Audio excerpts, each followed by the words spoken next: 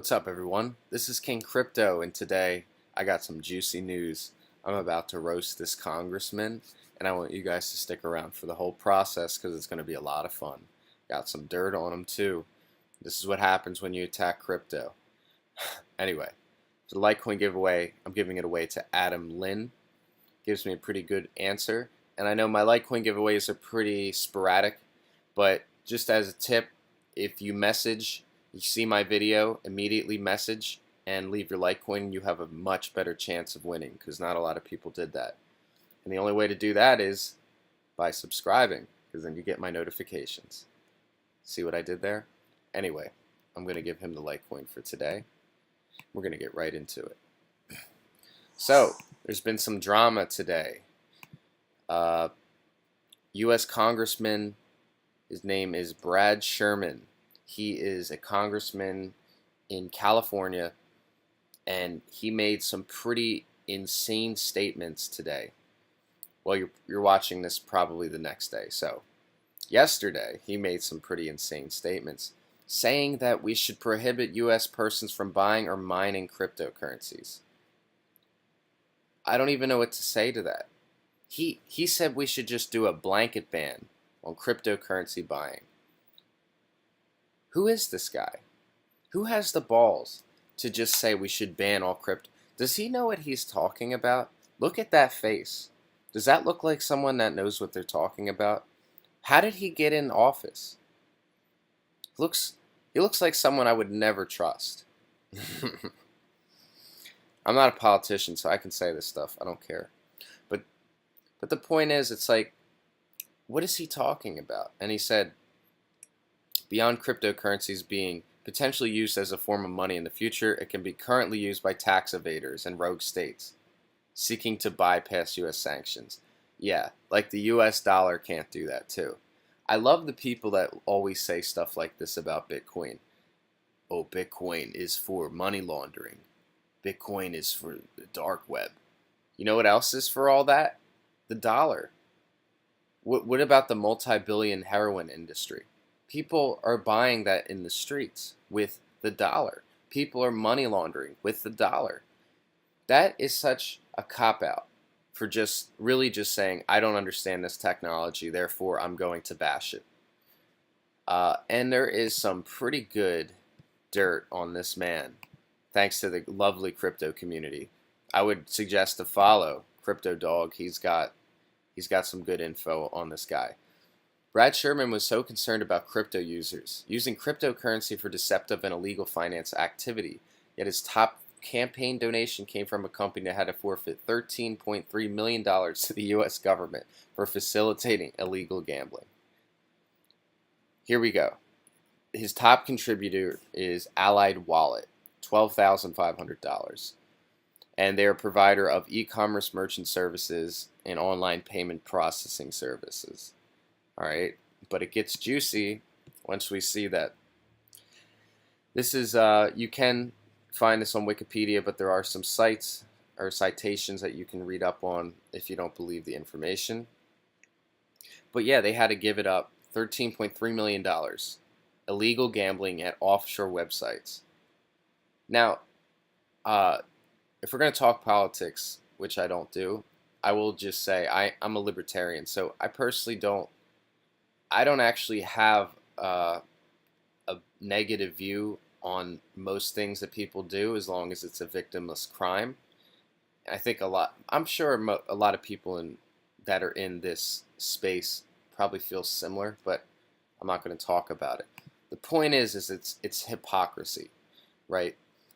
He is essentially saying that people that buy Bitcoin and cryptocurrencies are using it for illegal purposes, yet his top contributor has lost $13.3 million to the FBI for using the US dollar for illegal reasons. It doesn't make any sense. So it's like, dude, you're so dumb. Like, it hurts my soul. It hurts my soul.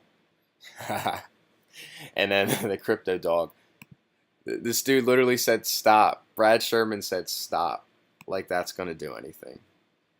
And yeah, you can just see you can just see the memes. I love it, man. I like this one a lot too. Go to the shame corner. So stupid, man. And it doesn't just end there. Apparently, this guy is horrible to work for. Uh, the story goes he had a long-time aide and California Assemblyman Matt DeBane, who was accused of sexual harassment. But the workplace was so toxic and negative that nobody reported it because he was not very understanding. He was very mean, and I believe one part of the article said he had the highest staff turnover rates in Congress over the previous decade. Paper noted that congressmen went through more chiefs of staff, 7, than any other lawmaker during the time period. Now, I have a theory about these kind of things. Usually it is if maybe 1 or 2 people don't like you just from meeting you, it might not be your fault. But you ever meet those people and it's like they say something like, I don't know why no one likes me. First thing I do is I avoid them because of this kind of stuff. It's like, why would 7 chief of staffs walk out? Or whatever the case is, he's either highly disagreeable or he's a complete dick. And I'm assuming it's the latter. So there was sexual harassment, sexual assault, and nobody felt comfortable to talk about it. So this is the man that thinks we should just do a blanket ban on cryptocurrencies. He's a hypocrite, and he needs to be voted out when the time comes. Hopefully it's this year. So if you live in California, please get him out. And it goes beyond politics. It's really just closed-mindedness. You see this on both party sides. People tend to have a negative viewpoint on something if they don't understand it. It's as simple as that. And the people that have the most negative viewpoints tend to not try to look at the other side. And this guy is clearly one of these old people that has been brainwashed into thinking one way is the only way. Now, I do want to say there is some positive feedback, though. During this session, there were a lot of congressmen, whatever, that did say a lot of good things about Bitcoin, and they're trying to avoid the reactionary regulations for blockchain technology, which is a very good sign, and essentially just saying they want to support it becoming a global infrastructure like the United States did with the internet. The internet is not exactly this lovey-dovey place. You could literally type in Google, blowing off someone's head, and you'll see ISIS cutting someone's head off in a matter of 1 minute. And you can also look at Coco the gorilla talking to somebody the next minute. You know what I'm saying? So it's like, thank God the U.S. did not interfere with that. I get it. It's a little bizarre, and it's scary, but it's freedom. It's true freedom that we did not tamper with the internet. And it is why we're in the position we are. We're still one of the richest countries in the world because we don't stifle innovation. And a lot of people in this congressional hearing understood that. So this guy is just a whack job, and I would like to avoid speaking his name ever again. But we have to be aware people like this exist and criticize them until they give up. Anyway, if you're my subscribers, stay tuned. I'm going to be talking about a new ICO coming out, and I kind of like it. I like the idea. So stick around for that, and I want you to also tell me what you thought about the ICO and leave your Litecoin address below, and you could win next. Alright guys, now it's time to talk about Fystical. This is an ICO related to location data. Full disclosure, this is a sponsored review. However, I will still keep my integrity and tell you how I truly feel about it. I have looked over it quite a bit, and I have to say I really, really like this one. So just because it is a sponsored review, please don't just shut off. Give it a chance and let me know what you think about it after I talk about it a little bit. Data location. That is a new one. I haven't really paid attention to this sector, but once I saw the case studies, I realized that this is actually pretty useful technology. And it's important to note that Fystical actually has 15 billion points of data from 10 million devices every single month. So they've been in the business for, it feels like, years. I don't know when they actually came to be, but the fact that they already are this ahead of the game is a pretty important sign, and it shows a lot of credibility on their part. We can see, guess if we're going to stick to the politics video, the Women's March on Washington had 3 times the attendance of Trump's inauguration. And this is all from their data, just based on the mobile devices. And I mean, I think we would be lying if we said that most people have a smartphone. So it's relatively maybe 90% accurate. And this is really valuable information, which is why they created this ICO. The physical tokens allow you to buy data off of somebody else, or you can sell it, the data that you've created. Data that you create, you get incentivized too from their company. So it's a very useful mechanism. And the core team looks really solid. They're all, they look pretty ambitious. That's not really a good, that's not exactly, just by looking at them, the best thing to do. But you can also see they have experience. They are kind of young, I'll give you that. But there are some older people as well. 10 years experience in big data. We can see CEO at Fystical Labs, 7 years of experience. And they all graduated from school, thank God, because that'd be kind of awkward. And their advisors, it's even stronger. They have Amazon, Yahoo, Nokia, Brightroll. And all these people are in at least one of these companies. So it's pretty impressive. They have a really strong backing. And they work with these people anyway, doing data research for them, for some of the companies, that is. They are located in Singapore. So I'm assuming that is because they don't want to deal with all the legal ramifications of creating an ICO in America. But the fact that most of them are in America means that they understand how ICOs work in America and all the legal hassle. I have a friend who's trying to create the coin rating ICO, which is he has to spend a lot of money on lawyers to make sure that it's legitimate.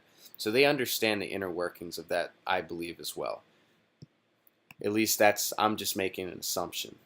But I would think if they already got this far, they've had to deal with how to, okay, sorry. They dealt with it. There we go. That's the right word. I said it. Anyway. So here's some more use cases. Artificial intelligence, predictive model forecast the health of the economy, smart cities. And, as we go on with the Internet of Things, as things start becoming more interconnected, we're going to need more privacy and more security. And that's where Fystical really comes in hand. So another really amazing thing. I'm not going to read the whole way. I'm not even going to read it. But I read it. I've read the white paper. However, I just don't want to do this right now because I don't want to keep you guys from losing interest. However, it's really solid. If you're interested in what I'm saying, I highly suggest to just check it out. Everything that you could possibly question, they've said it, and they didn't say it and drone out. No run-on sentences, no grammatically incorrect phrases. Everything is really solid. And that is something you don't even understand how annoying that is to me. When people that are trying to get your money can't write a sentence right. It's absolutely infuriating. So that's a really big plus to me. And their one-pager pretty much summarizes what they're doing in an easy, digestible manner. Fystical is the first and only code-complete, 100% functional, decentralized location data market. It's functional. We saw it with the case studies. We can see that they sell 15 billion data points every month, and that is growing. That is growing. We saw the team. What problems does Fystical solve? Today, critical decisions are made by analyzing data on how humans move through the physical world. we already talked about the ways that that could happen. Typically, this data is purchased from centralized data exchanges that are expensive, inefficient, and lack transparency. So Fystical wants to flip the paradigm by making things cheaper, efficient, and transparent as possible, all of which the blockchain can accomplish. And we can see that. How does it work? Data suppliers contribute data to Fystical, where they benefit from transparency of data ownership and control over its use. Data buyers purchase data from Fystical. Okay, I think you get the point. We can see some of the people that they are backed by, and as I said, they can be used to assess or access human movement data on the decentralized physical data marketplace. And it's also a reward utility. They'll be used for incentives to grow and maintain high quality data from data suppliers. And here's another nice thing about this data. It's high quality in part because it filters bad data. If you think about it, if you're using Ethereum, you have to pay a network transaction fee every time you submit anything, which means that people that want to spam fraudulent data, they'd have to have a lot of money, and it's a waste for them to be doing something like that. So that does help with their case. All in all, I have to really say it. I know this was a sponsored review. However, the information I read to you and I've researched myself, I feel is very sound. And I think you guys really should give them a chance and check out their socials. I'll leave it in the link below in the description, and you let me know what you think about it. Do you think it's worthwhile to get involved? If so, if not, let me know. Best response, get some Litecoin.